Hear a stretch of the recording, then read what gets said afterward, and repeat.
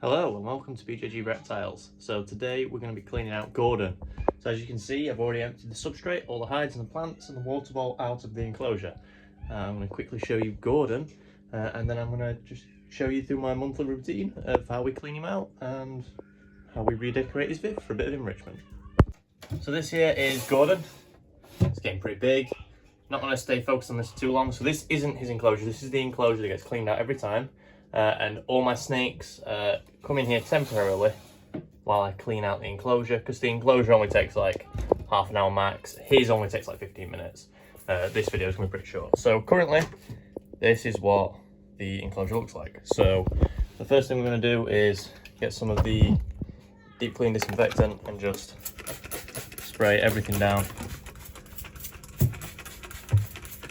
And then after we've sprayed everything down, we just simply want to dry it. So I will dry it and then I will cut back to decorating. So first things first, it's now dry. There's a bit of substrate left in, but that's fine. He is a burrowing animal, but he's also an animal that requires quite a almost desert-like enclosure. So often you'll see sand and stuff being used for hognoses, but I've noticed that because Gordan especially is such a small hognose, impaction is a risk that I don't want to factor in. So I'd rather have a substrate like this and just monitor what he eats. So the first things first, we just want to smush this around the place. This is Lignocell. So we want enough so that he can burrow. So it doesn't really matter how much we use out of this bag.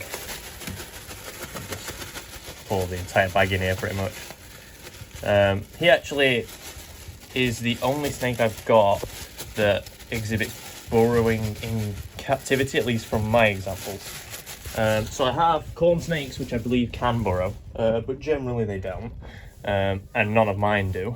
But Gordan burrows all the time. So the first thing we want is, obviously the heat is on this side, and this is only a small enclosure, so we don't want it to be humid, so we want his water bowl on this side. Now, Gordan has quite a big water bowl, so we'll leave a fairly big space, and then we'll thicken up all the stuff over here, thicken it up into the corners, so everything's full. And we'll just leave enough space for a water bowl, which is going to be that one, but we're going to clean it out. Also, Shelly's down there, sneak peek. Yeah, so we've got all his stuff that he had before.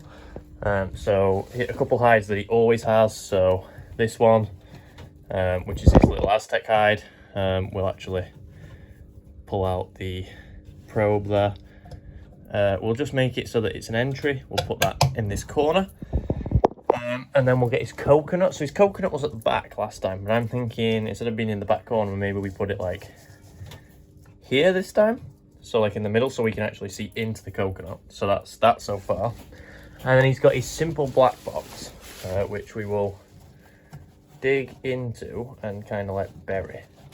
And we'll put at the front over here. So the important thing with Gordan is that there's a hot side and a warm, and a cold side obviously, or a cooler side I should say. And the water is on the cooler side. Everything else we can kind of mess about with, because like I said, he's a burrowing snake. So more often than not, he doesn't even use these two hides. He might use the coconut. I think he just likes the coconut a little bit more. But more often than not, he's under the substrate. So there's not a huge thing to do there. And then, yeah, then we've got some plants. So like this plant always goes at the back because of how tall it is. So we'll burrow this in here. And we'll have it just covered. So it looks like it's coming out of the substrate. It's supposed to be like a lotus flower, I guess. And then my missus actually cut up some of these sunflowers from last time, so we'll embed some of those in here. We'll put like one here.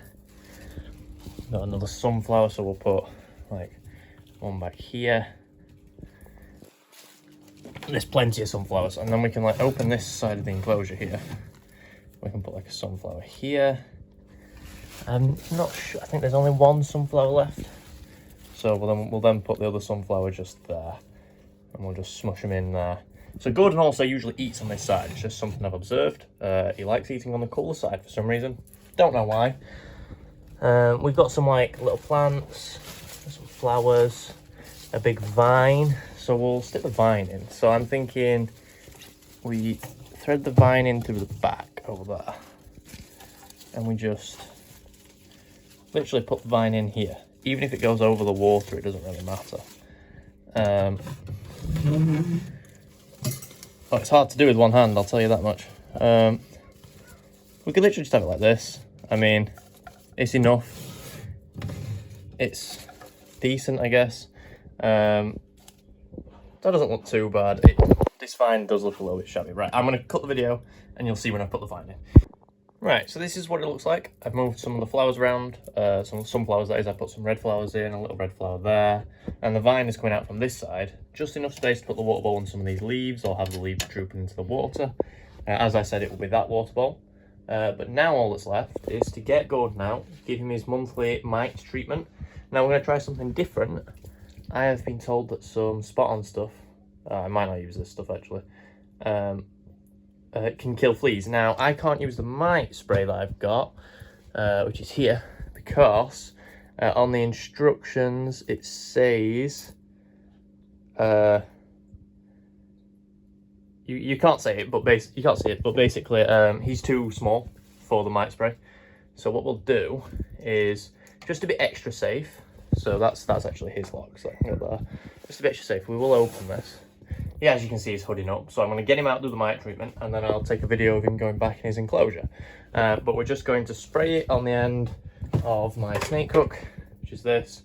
And we're just going to gently apply it to him. Because of how small he is, I don't want to give him a full dose, even if it is the flea spray. So whichever one I decide to use, I'm just going to rub it down his back and on his belly so that the mite treatment works. I don't actually think he has mites, but it's just a nice precaution. So let me just do that, and then we will flash back to him going in his enclosure. So as you can see by his kind of wet look on his body, he's had the mite treatment done. I have decided to use the mite spray, and we're just gonna let him go back in. And actually looking at him now, I don't see any mites. However, I do see an uplifted scale or two, so there definitely could be mites. I did have a mite infestation earlier this year, which is why I'm being so extra careful. But as you can see, he will, in theory, just rub all that into himself. And there's also a little bit on his back that I've got to be careful of, which he's had since he was born, which is a little discoloration of the scales. But it's getting bigger as he's getting bigger. It's not spreading, it's in the same place that it always was. But yeah, I might give him some treatment with the stuff I used on Cherrim, just to be on the safe side, either in his next clean or after this spray has kind of had time to settle in a couple of days. I don't want to mix chemicals and hurt him. But he will go in here for an hour now without water, and then after the hour the water can be introduced back into his enclosure. So we will lock his enclosure and we will just admire that beautiful little snake. But yeah, this is Gordan, and this was my video on cleaning his enclosure and redecorating it. But yeah, that's Gordan and that is his enclosure.